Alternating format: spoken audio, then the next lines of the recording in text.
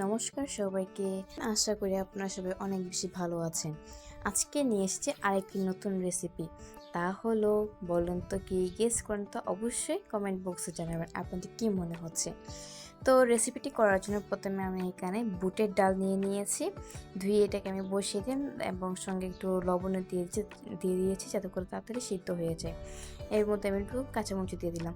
তারপরে এর মধ্যে আমি আবার যখন সেটা প্রায় হয়ে গিয়েছে তখন কি করলাম, মসুরের ডাল ধুয়ে আবার দিয়ে দিলাম এবং একসঙ্গে আমি আলুও দিয়ে দিলাম এবং সেটাকে আমি ঢাকনা দিয়ে বসিয়ে রাখবো। এরপর ওইখানে দেওয়ার জন্য আমি এইখানে ডিম নিয়েছি 2টা এবং সেগুলোকে আমি ভালো মতো করে ফেটিয়ে নিচ্ছি।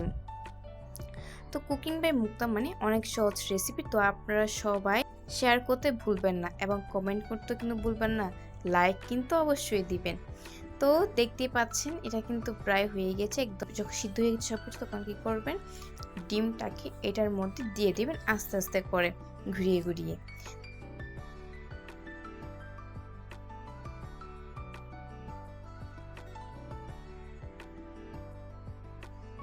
তারপর আমি এই ডালটিকে আমি একটি পাত্রে ঢেলে নিব। তারপর আমি ওই হাঁড়িটার মধ্যেই সামান্য পরিমাণ মতো তেল দিলাম। দেন এটার মধ্যে পেঁয়াজ দিয়ে দিলাম।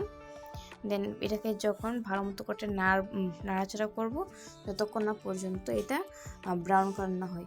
এবং এর মাঝখান দিয়ে আমি একটু জিরেও দিয়ে দিলাম, একটু 5 ফোড়ন দিয়ে দিলাম যাতে করে একটু ভালো একটা স্মেল আসে, এই জন্য তেজপাতাও দিয়ে দিলাম এবং দারুচিনি এবং এলাচও দিয়ে দিলাম।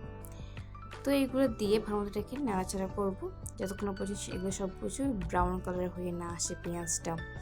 তো যখনই দেখতে পাবো যে ব্রাউন কালার চলে আসছে তখন আমি এর মধ্যে দিয়ে দিব কাঁচা মরিচ।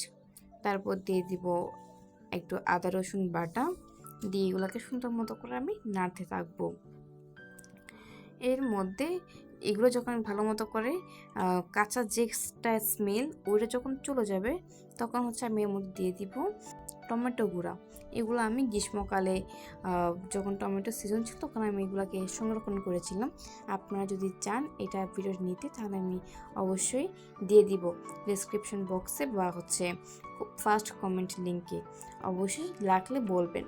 তো এর মধ্যে আমি দিয়ে দিলাম মরিচের গুঁড়া, হলুদের গুঁড়া, ধনিয়ার গুঁড়া, সঙ্গে লবণ আর সামান্য একটু পানি দিয়ে ওগুলোকে ভালো মতো করে কষিয়ে নিব।